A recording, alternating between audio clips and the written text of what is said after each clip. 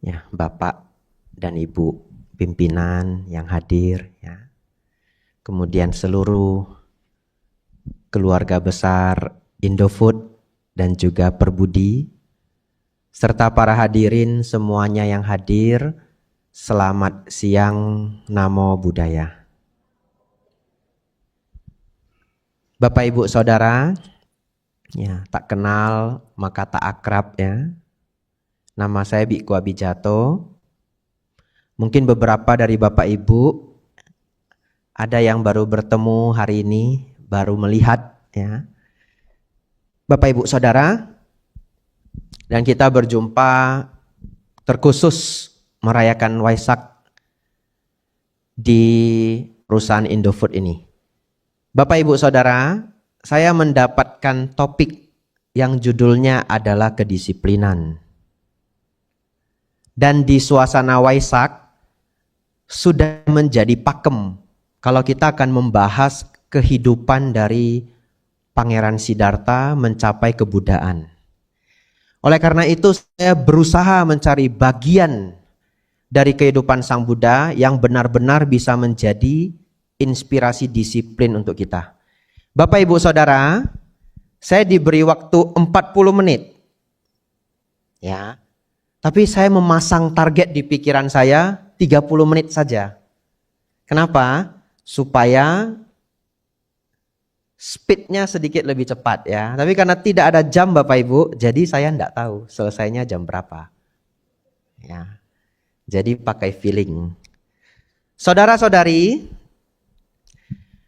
sesungguhnya versi dari cerita hidup Sang Buddha itu tidak satu.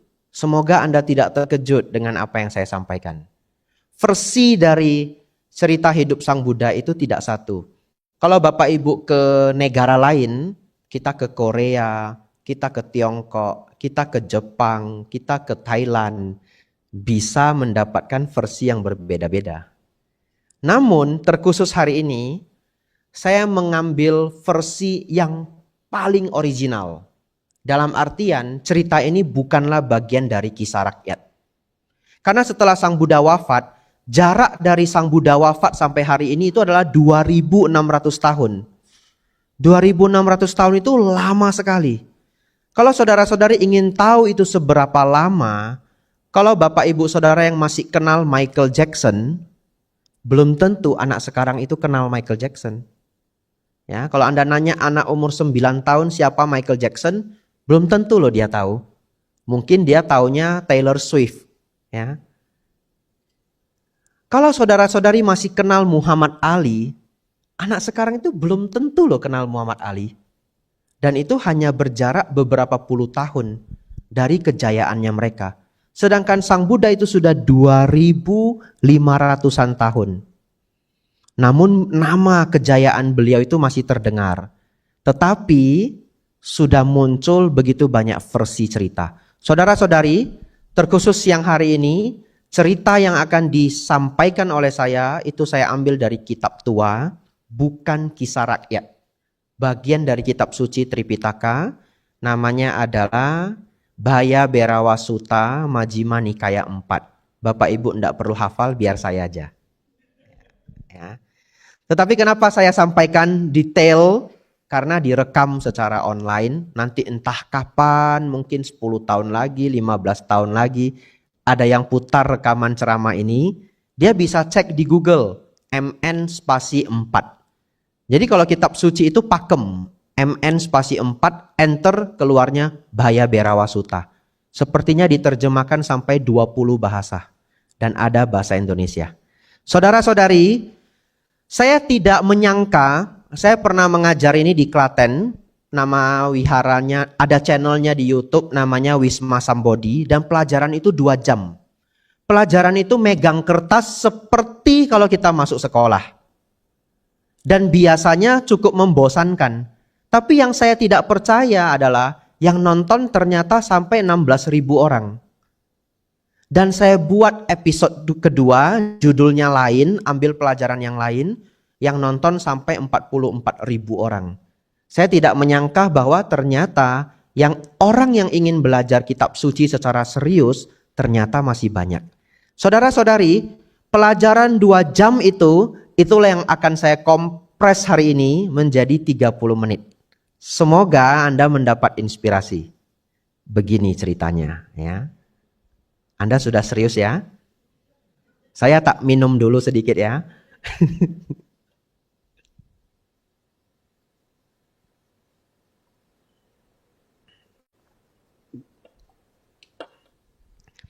Bapak Ibu Saudara,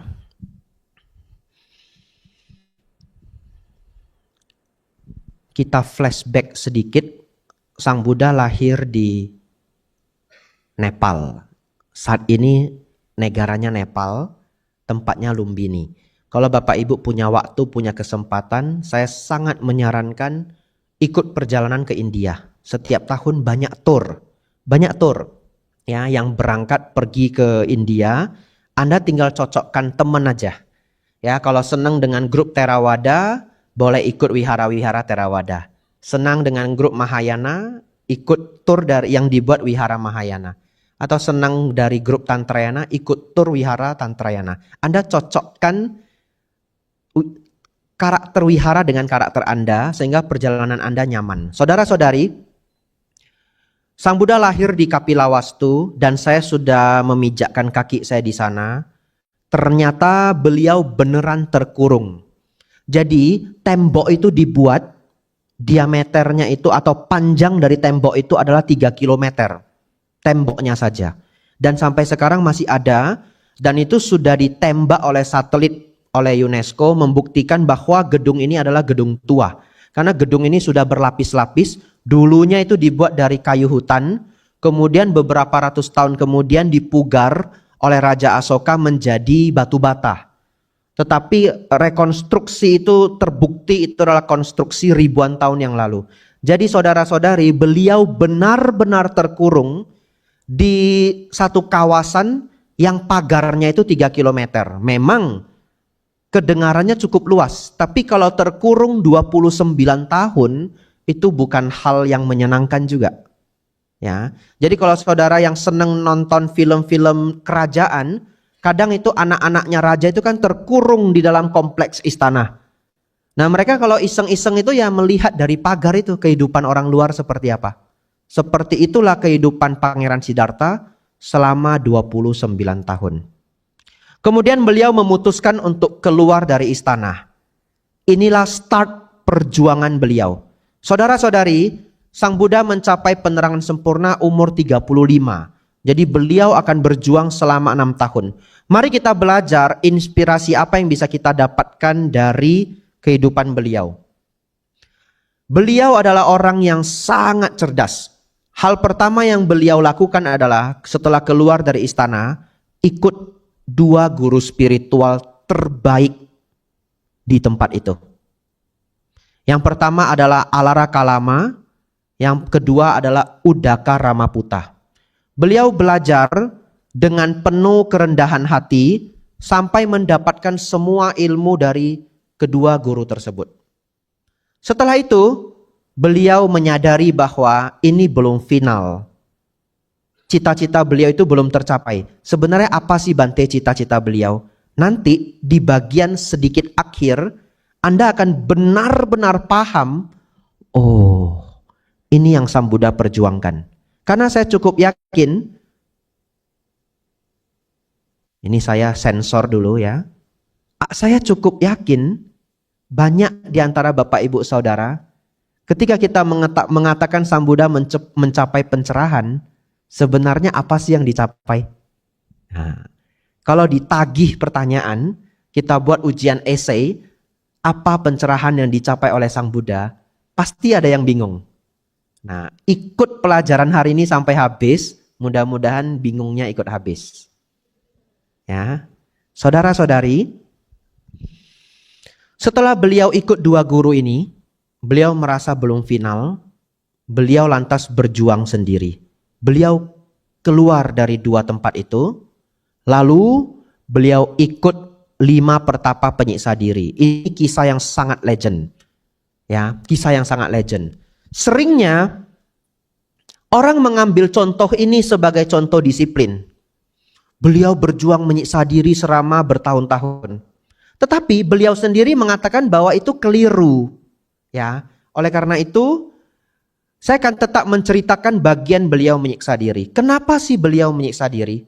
Begini Bapak Ibu Saudara. Karena di zaman itu 2500 tahun yang lalu ada kepercayaan bahwa kalau tubuh ini disakiti, jiwa menjadi suci. Kalau tubuh ini disakiti, jiwa menjadi suci. Kok bisa ya Bante orang berpikir begitu? Ya, dalam taraf sedikit, saya ulangi ya, dalam taraf sedikit Bapak Ibu pun masih punya pemikiran ini. Mungkin. Tak buktikan ya. Kalau Bapak Ibu menemukan seseorang berpuasa, tidak makan, tidak minum 2 hari. Bapak Ibu menganggap orang itu sedang praktek spiritual, betul? Lalu kalau orang itu sanggup berpuasa, tidak makan, tidak minum, tidak sahur juga ya. Jadi dia berlatih sendiri ke pertapaan, tidak makan, tidak minum seminggu. Apakah ada di antara Bapak Ibu yang merasa dia hebat? Mungkin ada. Ya. Atau dia tidak makan, hanya minum. Dan dia bertahan 40 hari. Anda akan mengatakan, hebat sekali ya. Dia bisa berjuang 40 hari. Di masa semodern ini, kita pun masih mengapresiasi orang yang menyiksa dirinya. Betul ya? Tanpa kita sadari. Dalam latihan berbagai macam puasa. Tetapi, kalau puasa dalam konteks yang banyak dipraktekkan di Indonesia, itu adalah latihan kesabaran ya. Kita kembali ke konteks penyiksaan diri. Jadi ini di luar konteks puasa pada umumnya. Di Buddhis juga ada puasa. Saya juga puasa Bapak Ibu. Saya hanya makan sampai jam 12 siang terus stop. Tidak boleh makan lagi. Cuma minum saja sampai besok jam 6 pagi. Besok setelah matahari terbit saya boleh makan lagi sampai jam 12 siang. Jadi setiap hari saya intermittent fasting. Ya, jadi intermittent fasting itu sudah populer sejak zaman Sang Buddha. Jendela makan saya 5 jam. Jam 7 sampai jam 12 siang. Saudara-saudari, baik. Karena ada keyakinan itu, beliau mulai menyiksa diri. Dan penyiksaan diri yang pertama beliau lakukan adalah menahan nafas. Beliau menahan nafasnya sampai pingsan. Saya pernah mencobanya Bapak Ibu. Beneran. Saya tahan nafas Bapak Ibu. Tidak pingsan. Karena saya tidak tahan. Akhirnya saya bernafas ya. Tetapi begitu beliau bangun, beliau tahan nafas lagi. Begitu bangun, tahan nafas lagi. Pertanyaannya, kenapa beliau tidak meninggal? Ternyata karena kalau kita tahan nafas sampai pingsan, begitu kita pingsan, tubuh akan otomatis bernafas. Tapi yang sangat salut saya kepada Pangeran Siddhartha adalah, tahu tidak, punya tekad untuk bisa menahan nafas sampai pingsan, itu tidak hal yang mudah loh. Betul ya? Iya. Kadang-kadang kita cuma bertekad besok kurangin makan. Karena saya kan orang gemuk ya, jadi saya paham perasaan orang gemuk ya. Jadi kalau Bapak Ibu yang belum pernah gemuk ya enggak paham. Orang gemuk itu selalu bertekad berdiet di pagi hari dan gagal di sore hari. Makanya masih gemuk. Tapi kalau ditanya saya diet, dia bilang gitu. Iya, tekad itu tidak pernah hilang, hanya sulit untuk dilaksanakan ya. Sebenarnya bukan orang gemuk saja. Yang kurus jangan senang dulu ya. Yang kolesterolnya tinggi, diabetes, tensinya tinggi, dokter kan juga memberi diet khusus, betul ya? Iya, kita sudah tekad. Hari ini makannya mesti yang clean food. Tiba-tiba teman kita datang bawa gorengan. Masih hangat. Apa yang kita bilang? Besok aja dietnya. Ayo toh? Besoknya? Besok lagi. Kadang kolesterolnya tinggi, teorinya benar. Tidak boleh makan durian. Tiba-tiba datang durian. Pulang dari pekerjaan, buka kulkas ada durian dingin, musangking. Nah, semua orang juga ngerti. Kolesterol. Tapi lapar ya, pulang kerja, tapi ini kolesterol.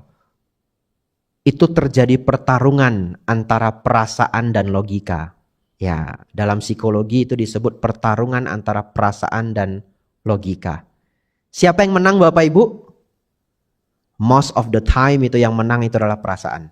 Logika itu mengatakan apa? Saya tidak boleh makan. Saya kolesterol. Ini kalau kebanyakan nih wajah bisa miring ini. Ya toh? Tapi sudah dilihat lama? Gak makan ya mati, dimakan ya mati. Betul ya? Makan aja. Satu dah. Akhirnya dari satu biji jadi satu Tupperware itu habis semua. Saudara-saudari, tapi kita bisa melihat beliau punya tekad yang sangat luar biasa. Walaupun kita masih cerita praktek yang keliru, beliau menahan nafas sampai pingsan. Ini bisa menjadi inspirasi pertama Bapak Ibu. Kalau tekad melakukan satu hal, Anda punya target, Anda punya goal ya, berjuanglah sampai Anda berhasil. Ya. Dan karena beliau itu awalnya punya goal yang keliru, Anda harus punya goal yang tidak keliru.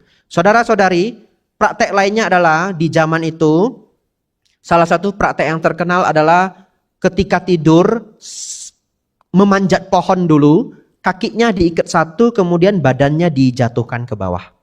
Jadi itu kepala itu akan sakit luar biasa karena tidurnya seperti kelelawar. Dan yang sangat sakit itu adalah selangkangan. Jadi nanti selangkangan akan terluka.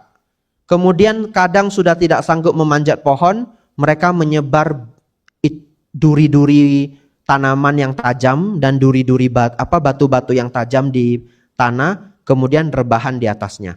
Penyiksaan demi penyiksaan dilakukan karena berpikir jiwa bisa suci. Satu ketika Bapak Ibu Saudara, beliau sudah sedikit lagi meninggal. Lalu beliau juga menyadari, oh saya sudah salah jalan. Akhirnya beliau meninggalkan praktek ini. Saya ulangi sekali lagi Bapak Ibu, semua praktek penyiksaan diri yang dijalankan Pertapa Gautama atau nama lain dari Sang Buddha adalah keliru.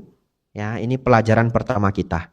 Bapak Ibu Saudara, kemudian inilah kita masuk bagian dari Sutta Majjhima Nikaya 4 Baya Berawa Sutta. Beliau kemudian jalan sendiri Bapak Ibu, masuk ke hutan. Lalu beliau mengambil tekad. Saya tidak akan pergi dari tempat ini. Biarpun darahku mengering dan tulangku menjadi abu, bila saya tidak mencapai pencerahan, saya tidak akan pergi dari tempat ini. Beliau mengambil tekad dan berlatih di hutan Bapak Ibu Saudara. Ada satu hal yang diungkapkan di sutta ini. Biasanya kalau saya ngajar pelajaran sutta ini, saya bagi kertasnya, saya print, semua orang megang kertasnya supaya kita baca bersama. Kenapa? Karena ada hal yang sangat mengejutkan. Di sana, di hutan belantara itu Bapak Ibu Saudara, ada mitos di zaman India kuno, setiap hari Uposatha itu Cheit Chapgo. Jadi di zaman India dulu, setiap hari Uposatha, jadi hari ini kita juga jadi tahu bahwa sebenarnya culture Cheit Chapgo itu datangnya dari India. Ya, jadi itu disebut sebagai hari spiritual. Setiap terang bulan, setiap gelap bulan, orang praktek spiritual. Mereka yang bekerja itu berhenti bekerja. Mereka praktek spiritual seharian. Zaman sekarang sudah tidak bisa Bapak Ibu lakukan. Kalau hari Uposatha Bapak Ibu stop bekerja, cuti Anda nggak akan cukup. Ya, setengah tahun saja hidup Anda selesai ya. Anda akan kena SP3. Tapi zaman sekarang tidak apa-apa. Anda boleh praktik spiritual setiap hari Minggu. Tidak harus ikut hari Uposatha. Hari Minggu datang ke wihara. Kalau di kantor bagaimana Bante? Hari Rabu dan Jumat. Nah tadi saya sudah baca schedule-nya. Betul ya? Ya, Rabu meditasi bersama, Jumat ikut puja bakti. Meditasi bersama itu biasanya sepi Bapak Ibu ya. Nah ini pengalaman saya ya. Saya pernah membuat upacara kegiatan meditasi yang datang itu cuma 3 orang. Dan yang datang 3 orang itu hanyalah orang yang terpaksa. Kepala wihara, bendahara, dan sekretaris. Dan saya berempat ya. Jadi cuma kami berempat yang meditasi akhirnya. Nah inilah kami berempat ini yang terpaksa karena kami yang bikin acara. Tapi 1 bulan konsisten dilakukan. acara itu jadi 45 orang. Jadi tidak ada yang bisa mengalahkan konsistensi. Ya, konsistensi itu adalah kekuatan yang sangat besar. Kalau Bapak Ibu disiplin tapi 2 hari itu tidak akan pernah sukses. Disiplin itu adalah soal konsistensi. Tidak ada yang bisa mengalahkan konsistensi. Bapak Ibu Saudara, kita lanjut Bapak Ibu. Di India, setiap hari Uposatha, semua orang itu sangat takut masuk ke hutan. Kenapa? Karena dikatakan di hutan itu ada yakha yang bisa memakan orang. Itulah mitos di India zaman dulu.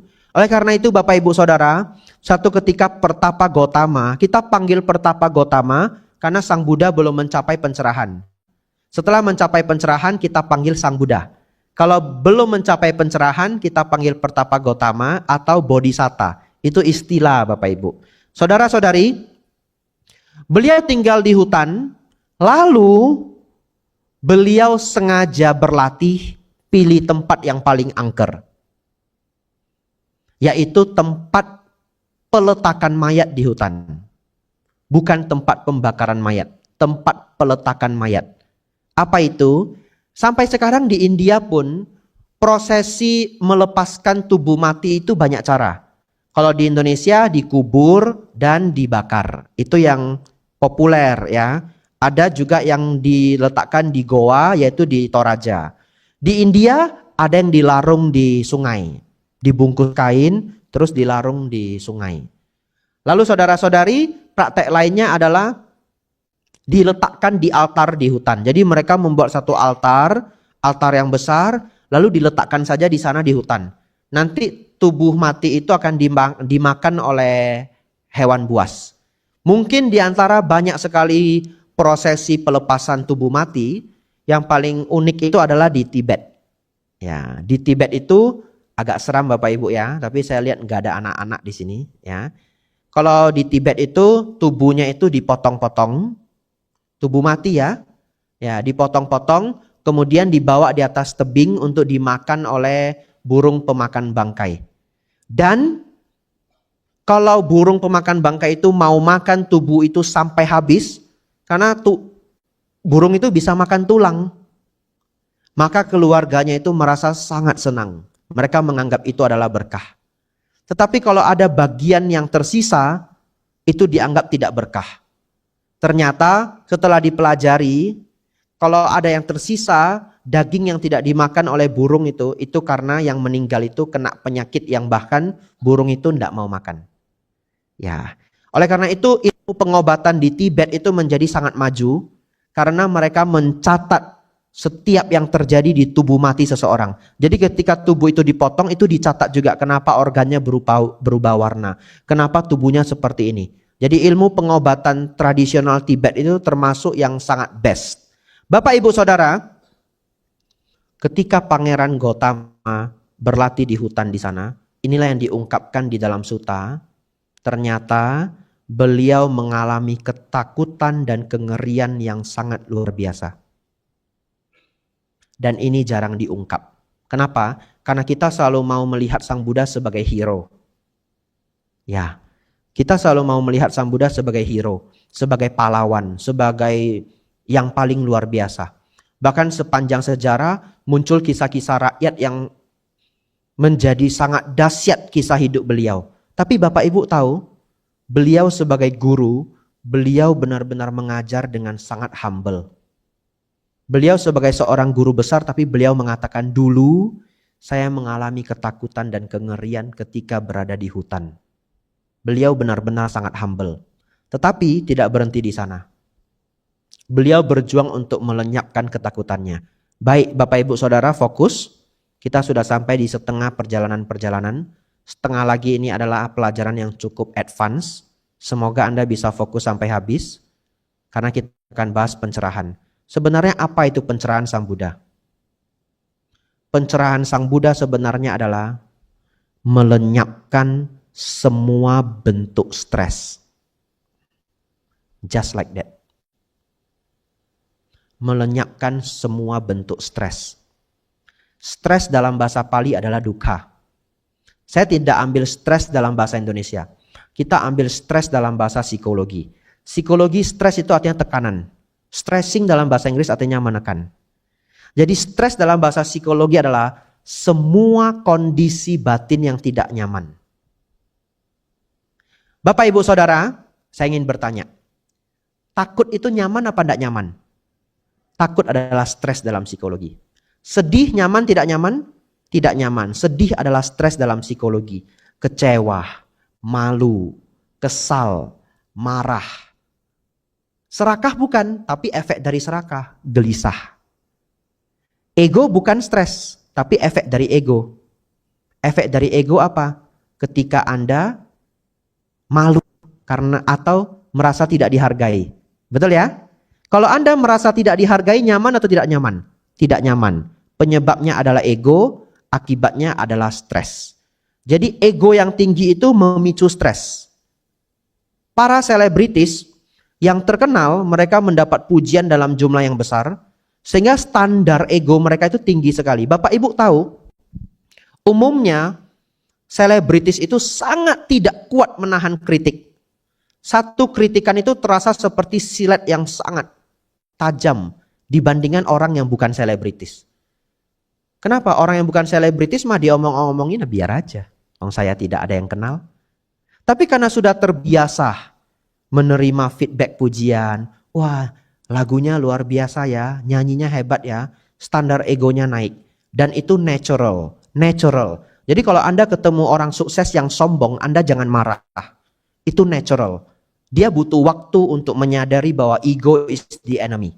So the side effect of success itu adalah ego. Tapi kalau itu adalah saudara Anda kasih tahu.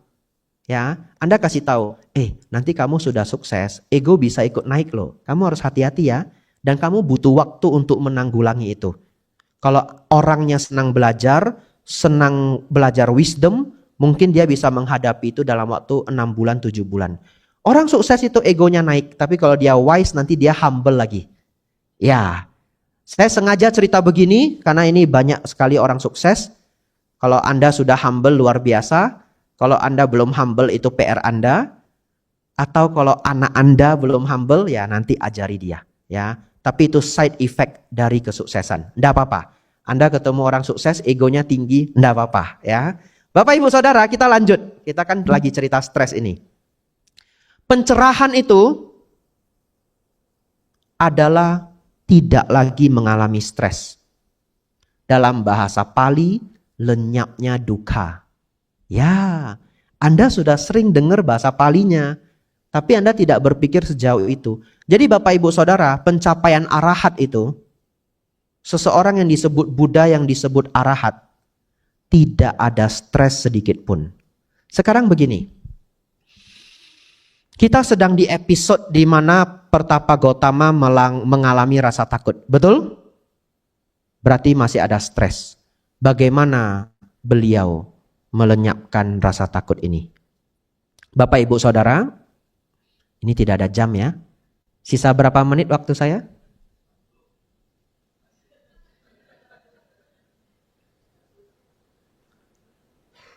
(15 menit). Oke, saya yang stres sekarang.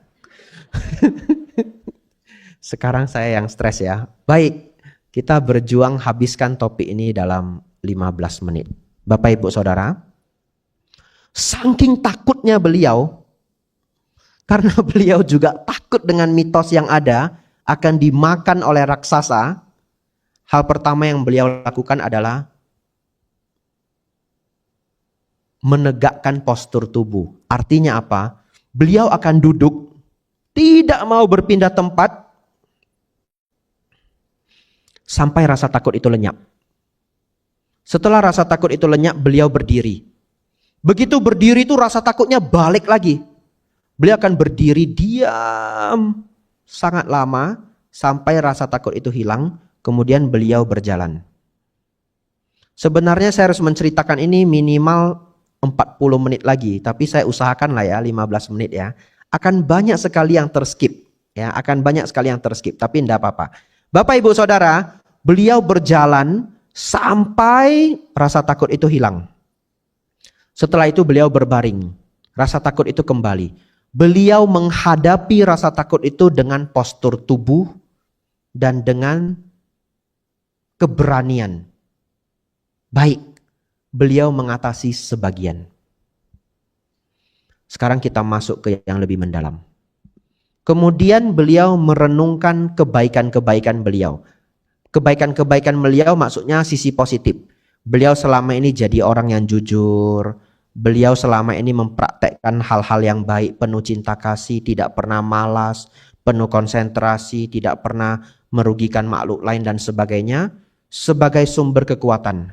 Jadi ini juga menjadi tips Bapak Ibu, kalau Bapak Ibu punya ketakutan dalam hidup, renungkanlah bahwa selama Bapak Ibu sudah menjaga kebaikan. Ya, misalkan kita cerita bekerja di perusahaan, Bapak Ibu cukup khawatir karena dipromosikan jabatan yang lebih tinggi. Saya entah bisa enggak ya, saya entah bisa enggak ya. Renungkan, Anda tidak pernah jadi karyawan yang merugikan perusahaan. Anda sudah do the best, Anda memberikan value, tantangan apapun pasti bisa Anda hadapi. Ambil langkah itu, maju step by step. Ya, ketakutan itu selalu ada di setiap step. Bapak Ibu berpikir ceramah di depan umum seperti ini gampang. Sama sekali tidak gampang. Jadi pertama kali dulu saya mau ceramah di Wihara Dhammacakka, kata umatnya begini. Umatnya sih ingin memberi saya semangat. Bante, yang hadir 1.500 orang Bante. Ya, niatnya memberi kita semangat, tapi kita semakin, 1.500 orang ya, iya makasih. Semakin mikir ini bahannya mau bagaimana. Tetapi semua itu dijalani dengan step by step, step by step, step by step. Akhirnya kita melaju begitu jauh. Bapak Ibu Saudara, disinilah Sang Buddha, Pangeran Siddhartha, masuk ke satu hal yang menuju pada pencerahan. Ini teknis banget. Semoga Bapak Ibu konsentrasi. Beliau menyadari bahwa sumber dari ketakutan itu adalah pikiran kita sendiri. Dan ada dua hal dalam pikiran Bapak Ibu yang tidak pernah berhenti. Yang pertama, Anda berbicara dengan diri sendiri. Yang kedua, Anda selalu menggunakan visualisasi untuk membayangkan hal-hal. Ketika Anda berkonsentrasi, obrolan batin dan visualisasi itu terarah. Contoh, kalau Anda berpikir, besok Senin saya mau buat schedule apa? Besok Senin hal apa yang mau saya tambahkan untuk tim saya? Anda bicara dengan diri sendiri dan Anda visualisasi. Tapi ketika Anda tidak konsentrasi, batin Anda pun tidak berhenti berbicara, betul? Dia mengalir dan mengalir. Visualisasi kita mengalir dan mengalir menjadi tanpa arah. Dan kedua hal ini menjadi sumber stres kita ketika kita tidak bisa mengaturnya. Contoh, kalau Anda bisa mengatur dua hal itu untuk stop, bukankah selesai Anda menonton film horor, Anda bisa bilang sama pikiran, saya sudah mau tidur. Pikiran, itu gambar-gambar yang menakutkan, stop dulu. Bisa dia stop Bapak Ibu? Tidak bisa. Anda tidak bisa mengatur pikiran Anda untuk stop. Ya, Bapak Ibu Saudara, ketika beliau menyadari itu, disinilah beliau berjuang untuk menghentikan arus pikiran yang tidak pernah berhenti. Ya, caranya bagaimana? Beliau mempraktekkan nafas masuk, nafas keluar. Beliau duduk, mengamati nafas masuk, nafas keluar. Yang saat ini berkembang menjadi sangat terkenal, yaitu meditasi nafas. Bapak Ibu Saudara, percaya saya, kalau seseorang tidak punya kedisiplinan, hasilnya nihil. Nanti Anda pulang Bapak Ibu, Anda coba duduk, amati nafas masuk, nafas keluar. 15 menit aja. Coba, bisa enggak Anda hentikan pikiran Anda? Tidak akan bisa. Nanti akan muncul apa? Banyak sekali hal. Begitu Anda sudah nutup mata, besok Minggu ya. Nah, muncul bicara. Kadang-kadang sudah damai, muncul suara. Sudah damai belum ya? Nah itu. Dia muncul terus Bapak Ibu Saudara. Tetapi beliau dengan sangat disiplin, pelan-pelan berlatih. Lembut dan halus sekali. Sampai satu ketika, suara hati dan gambar pikiran di dalam batin beliau itu diam total. Total diam. Itu beliau sebut sebagai pencapaian jana kedua dalam bahasa Pali. Tapi Bapak Ibu tidak perlu mikir bahasa Palinya. Tetapi Bapak Ibu Saudara, itu adalah kedamaian tertinggi yang bisa dimiliki oleh seseorang yang tidak pernah bisa dia dapatkan kecuali dia bermeditasi. Itu sebabnya saya tidak heran. Banyak sekali milioner bahkan bilioner yang mengatakan meditasi itu luar biasa. Salah satunya adalah Ray Dalio. Anda boleh catat nama Ray Dalio. Dia orang terkaya nomor 58 di dunia. Dia nulis buku judulnya Principle. Ya, buku yang sangat bagus.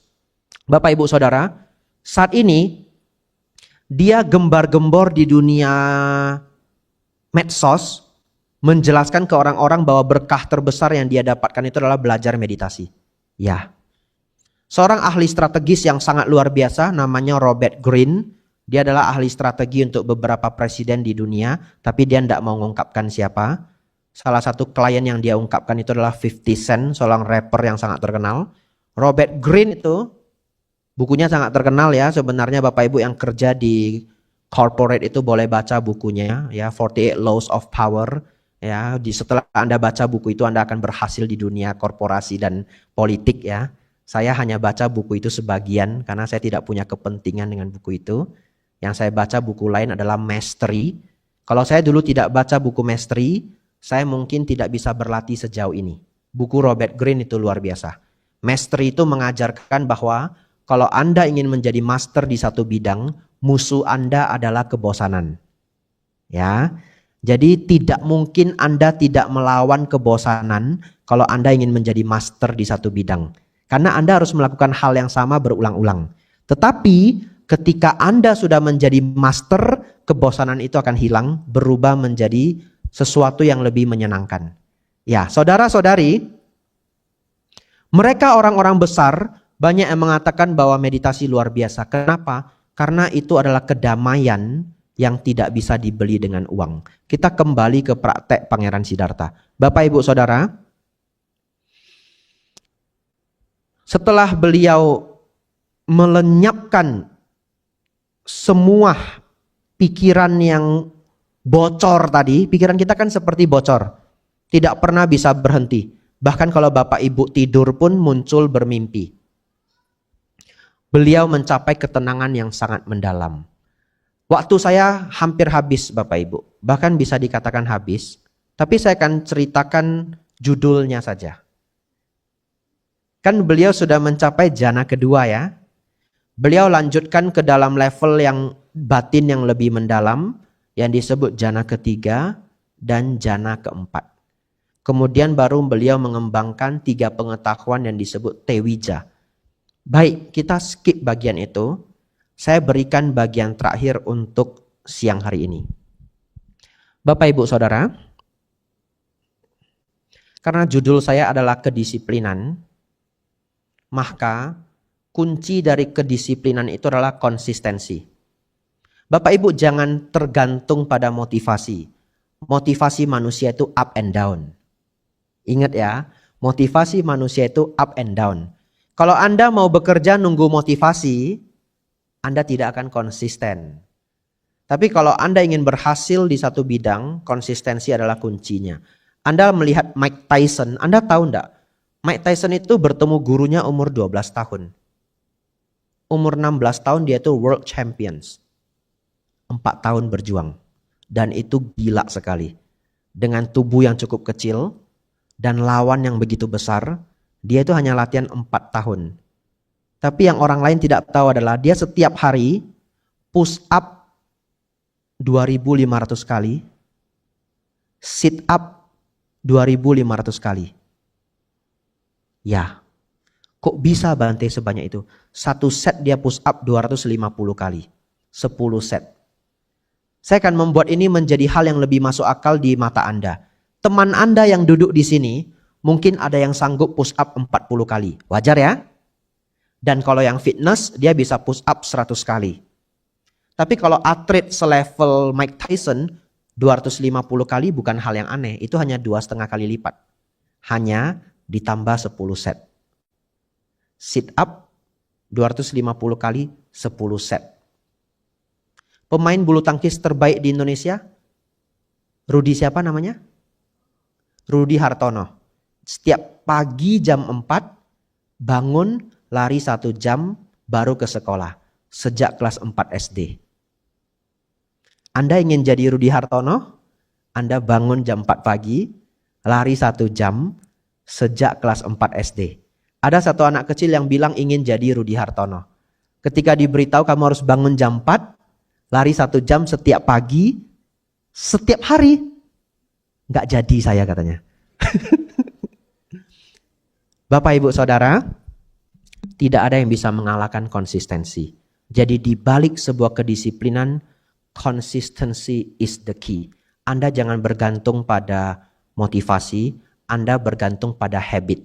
Ya, cari buku mengenai habit, Atomic Habits, Slight Edge. Ya, lalu ada satu buku lagi saya lupa judulnya, tetapi judul-judul mengenai habits ya. Ada satu judulnya Habits, Charles Duhigg. Anda baca buku mengenai habit, Anda akan punya habit yang luar biasa. Disiplin adalah efek samping dari habit dan konsistensi. Bapak Ibu Saudara, saya tadi diberi petunjuk 3 menit terakhir. Iya, ada itunya, kertasnya ya. Ya. Ini terakhir lebih dari 3 menit sedikit ya. Ini permintaan saya terakhir karena habis ini kita tanya jawab. Baik. Bapak Ibu Saudara, saya ajak Anda. Setiap kali Anda mengalami stres, ya, Anda nafas masuk, nafas keluar yang rileks.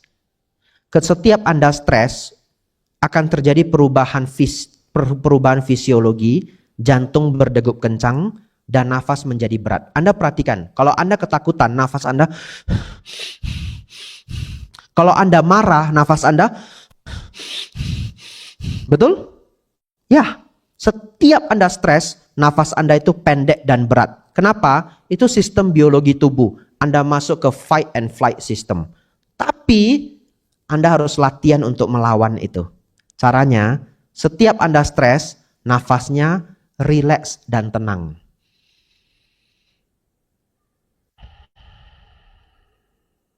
Ya, rileks.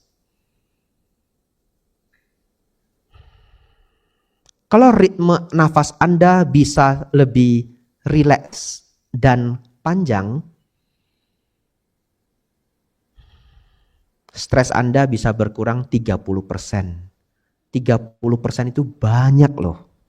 Karena Anda kan sering stres toh. Bekerja di perusahaan itu pasti ada stres.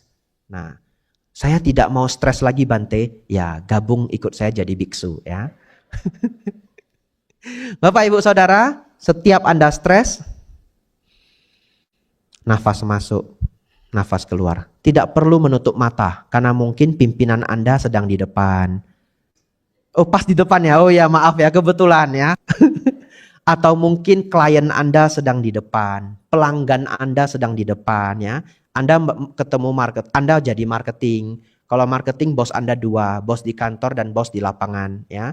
Anda ketemu klien itu mau dibuat kesal sekesal apapun, Anda harus senyum dan rileks. Nafas masuk, nafas keluar. Jangan menutup mata. Jangan karena belajar dari saya nanti dimarahin. Rileks. Nah, itu akan menurunkan stres Anda. Kita belajar Sang Buddha mencapai pencerahan dengan menembus kedamaian tingkat tinggi. Kita ambil ilmu beliau, pakai dalam keseharian. Setiap kali stres, nafas masuk, nafas keluar. Habis. Nah, itu ada itu. Tadi apa tulisannya yang terakhir? Waktu habis. Ya. Ya, sabe sata bawantu sukitata. Semoga semua makhluk hidup berbahagia. Sadu.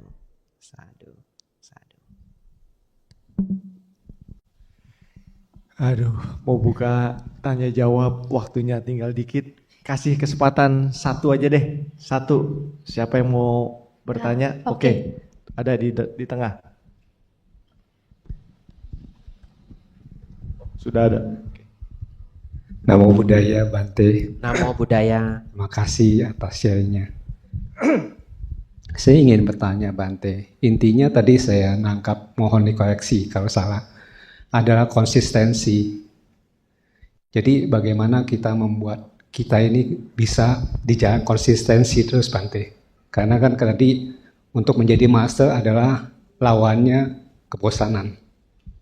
Nah itu bagaimana juga Bante? Baik.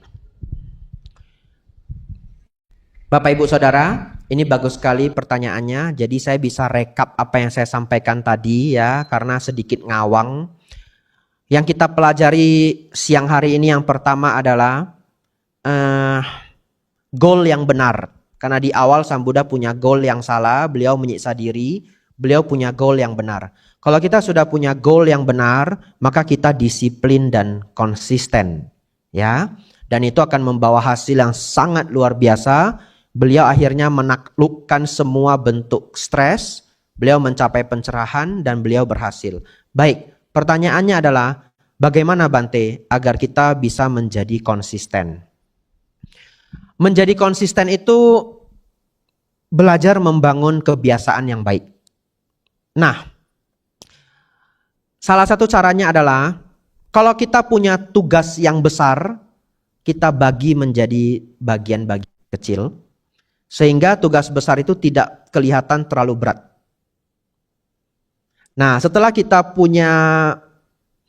bisa bagi itu menjadi step by step. Jadi dalam otak kita sudah tidak, kemalasan di otak kita berkurang. Karena sekarang kita tidak melihat itu sebagai proyek 3 hari. Tapi kita melihat itu sebagai, oh ada 8 bagian yang perlu saya kerjakan. Sekarang kita cukup berjuang untuk memulai di bagian pertama. Manusia itu sangat unik ya, begitu kita sudah bekerja, kita bisa pelan-pelan masuk ke flow state ya, dan kemudian kita meneruskan pekerjaan kita. Yang paling berat itu adalah bagian pertama dalam bekerja. Yang kedua adalah bagaimana supaya kita selalu termotivasi membuat bagian pertama itu. Caranya adalah contoh. Saya pakai contoh yang general aja. Semua orang tahu baca buku itu baik, tapi baca buku itu sangat sulit. Anda sudah koleksi bukunya, Anda beli di Gramedia pas Anda gajian, saya mau jadi CEO ini kelak. Saya kumpul semua buku-buku, katanya CEO baca buku seminggu 1 buku. Anda beli buku-buku terbaik, 7 Habits, How to Win Friends and Influence People, and you collect all of that. You collect all of that. Dibaca Bapak Ibu? Ada yang baca juga, ada yang enggak ya. Akhirnya Anda sudah beli itu 10 buku, yang terbaca cuma setengah. Kenapa? Karena sulit. Tapi begini, apa yang sulit tapi memiliki hasil dan manfaat harus diperjuangkan. Triknya bagaimana? Anda cari dari buku yang sudah Anda beli itu yang paling menyenangkan. Anda buka, taruh di tempat yang terlihat. Jadi kalau Anda mau tidur malam, taruh buku itu di atas bantal. Anda tidak akan lupa. Oh iya, sebelum tidur baca buku, supaya tidur lebih nyenyak. 1 jam sebelum tidur lebih baik Anda sudah tidak pegang HP. Karena blue light itu masuk ke mata, tubuh bisa berpikir itu masih siang. Anda jadi kesulitan tidur. Karena Anda tidur itu perlu penyesuaian hormon. Nah, orang zaman dulu itu di atas jam 6 sudah lampunya remang-remang. Pelan-pelan dia ngantuk. Saya baru bilang begini, sudah ada yang ngantuk ya. Jadi lebih baik 1 jam sebelum tidur Anda tidak melihat HP lagi, mata tidak kemasukan blue light ya. Jadi circadian rhythm di tubuh Anda atau pola jam di tubuh biologi Anda lebih baik, dia pelan-pelan lebih ngantuk dan Anda tidur lebih nyenyak. Anda gantinya apa? Contoh, baca buku. Jadi Bapak Ibu Saudara, trik untuk membangun habit, semua yang perlu dilakukan itu diletakkan di tempat yang terlihat. Terus apa yang menjadi distraction ditaruh tempat yang jauh. Kalau Anda sudah mau baca buku, contoh HP-nya dibuat flight, taruh di tempat yang jauh banget. Nah, itu trik ya. Ini trik yang banyak sekali yang saya sampaikan, Anda boleh lakukan. Kalau Anda berhasil, bagus. Contoh, kalau Anda perlu olahraga. Dokter sudah bilang, Pak, 1 hari harus 10.000 langkah, 10.000 steps. Atau Anda kalau boleh ya jalan pagi jogging. Anda ambil itu, sepatu jogging Anda, taruh di sebelah spring bed Anda. Nah, itu caranya. Jadi bangun, lihatnya sepatu jogging. Kalau Anda bisa melakukan itu 10 hari, itu mulai menjadi habit. Ya, terus terang sangat sulit membangun habit, tetapi kalau habit bisa terjadi, konsistensi akan terbentuk. Terakhir, saya sulit memberi jawaban dalam waktu 5 menit, 10 menit. Anda harus brainwash diri Anda sendiri bahwa konsistensi itu luar biasa. Caranya baca buku mengenai konsistensi. Kalau Anda bisa bahasa Inggris, cari buku Best of the Best, buku terbaik dalam hidup saya, Slight Edge. SLIGHT spasi EDGE, sedikit tepian, Slight Edge. Yang nulis Jeff Olson. Anda pesan online, ya. Kalau dulu bisa pesan di website namanya bookdepository.com. Pengiriman ke Indonesianya free. International shipping free. Mungkin karena free tutup sudah websitenya. Ya. Jadi sekarang Anda cari di Periplus atau opentrolley.com. Opentrolley itu bookstore di Singapura. Kalau Anda yang seneng baca bahasa Indonesia, ya, saya pun masih seneng baca bahasa Indonesia karena lebih cepat. Baca buku bahasa Inggris itu stres. Cari dictionary ya. Anda cari aja buku Atomic Habits, James Clear, ada di Gramedia. Bukunya sudah lama menunggu Anda. Anda yang belum baca ya. Ya. Anda baca itu, buku itu sangat luar biasa. Saudara-saudari, ini kok saya jadi seminar motivasi ya. Keliru ini saya. Saya harus kembali ke Dharma Bapak Ibu, mohon maaf. Majjhima Nikaya Baya Verawasuta. Ya, terakhir, dari tadi terakhir enggak habis-habis ya. Ya. Meniru Sang Buddha. Ya, Sang Buddha adalah sosok yang sangat rajin. Terima kasih semuanya. Anumodana.